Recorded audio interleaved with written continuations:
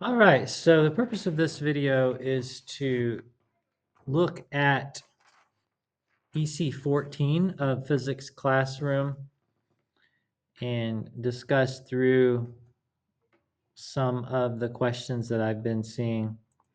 Trying to do this a little bit different. I'll try to see if I can take a screenshot of this first question.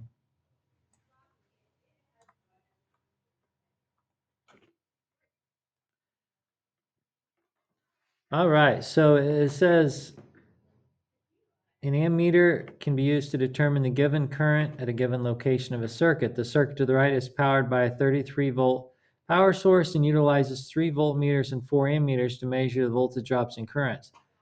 It gives us the resistor values for 1 and 2 and 3. Over here we can see our question.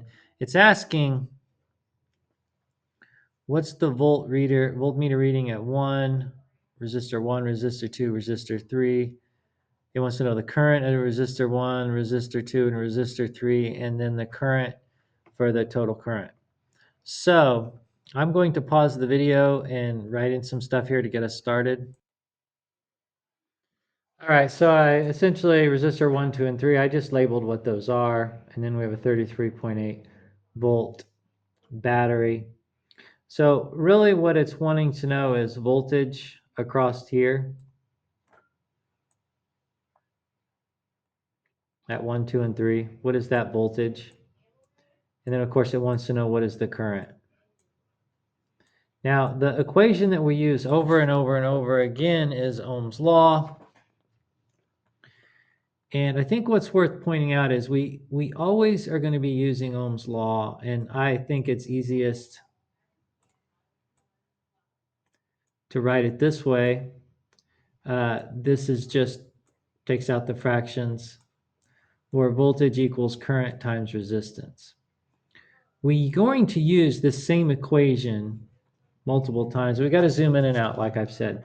So the answer to your first question here, what is the voltage drop for resistor 1? That would be right here. Well, we could use Ohm's law to talk about what's happening here. Ohm's law could describe current, voltage, and resistance. Initially, all we have for Ohm's law would be the resistance.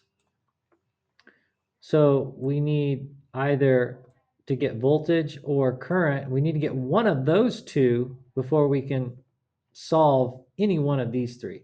So the thing to do then, if you can't solve that, you've got to back out. And so let's back out and let's think about Ohm's law through this part of the circuit. And are we able to solve it now? Well, if we understand the way circuits work, the voltage drop across this portion of the circuit from this point right here to this point right here, because it has to be 33.8, because at any point, any individual charge is only going across one of these resistors. So all of that voltage is going to get taken away. Remember, that's Kirchhoff's loop rule rather. And so we do know on this portion, we do know voltage. We don't know current. We know voltage. We don't know current, no. And we sort of know resistance. And by that I mean we know the value of these three resistors.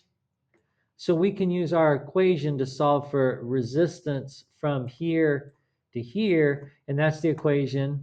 And I'm going to pause this and write it out. So remember, that's just this equation here. Using this equation, our total from these three, that our total will feed over into this R. And so then we would have two of the three that we needed, 1, 2, and we could solve for current. So let me pause this, erase a few things, and then we'll do that. So then if we take, as you know, if we just put a inverse each of these and add them up, oopsie, I forgot to say that one, we would find, we add those up and then we get the inverse of that, we would find this R total. R total is going to equal 13.71. And I already remember when you do these, you've got to take the inverse of that because the sum of these is 1 over R total. So you got to be careful of that. So R goes up to there. Voltage will go to there. And we can solve for our unknown.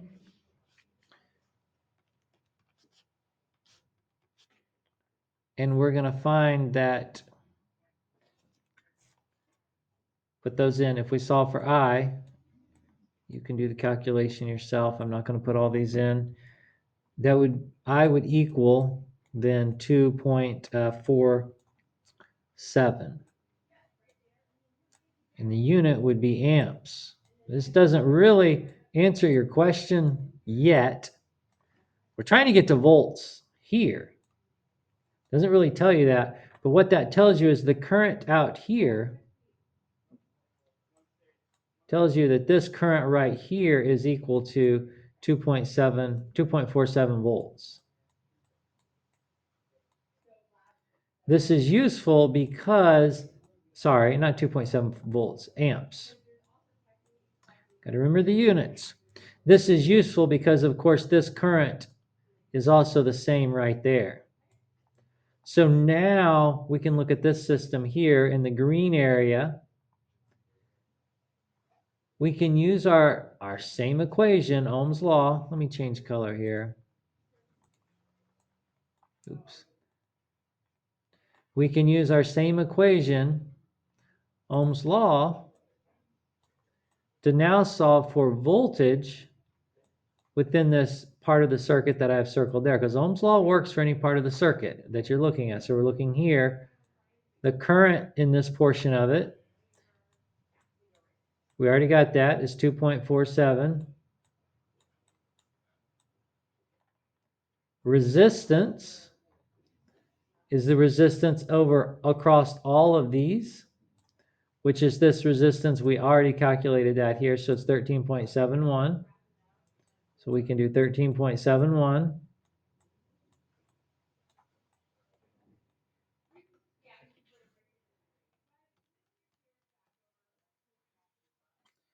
And so we're going to find our voltage to be equal to 33.8 volts.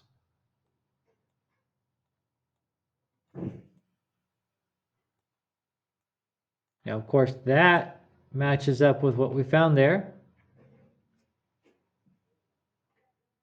and is a proof that, in fact, that works. And so now that we know this voltage drop,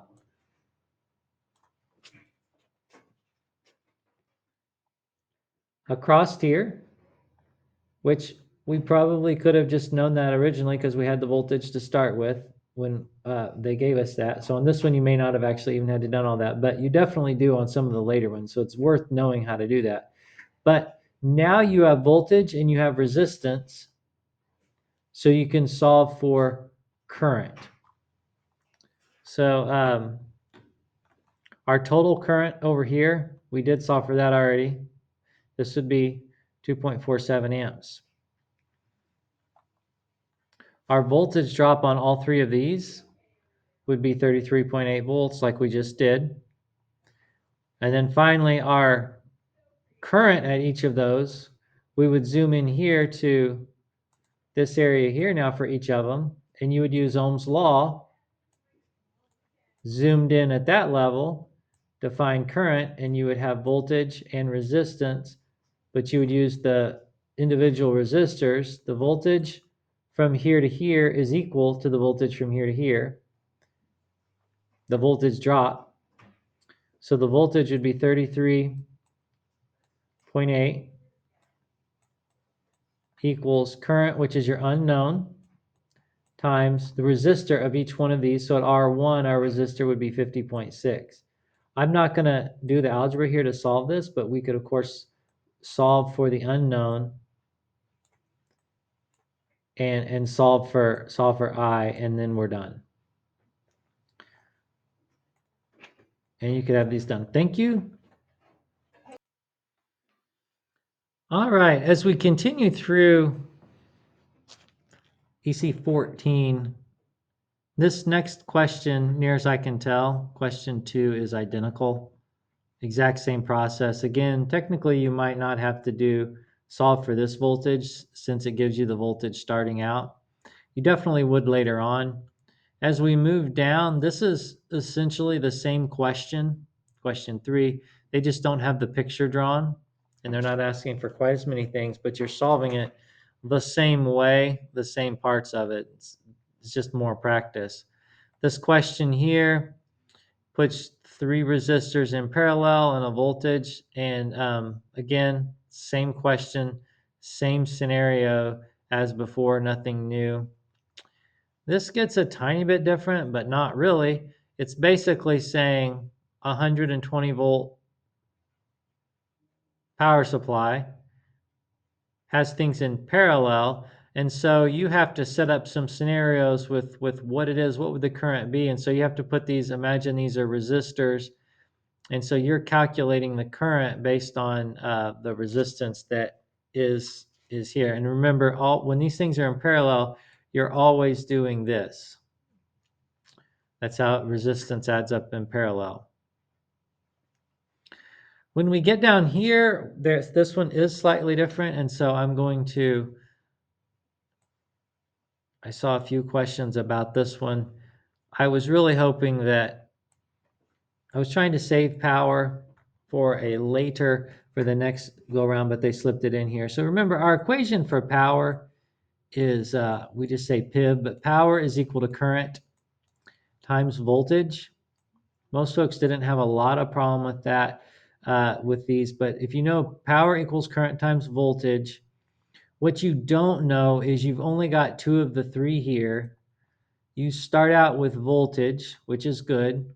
We've got voltage, but you don't have current or power, so you got to find something. It wants to know the power here, and so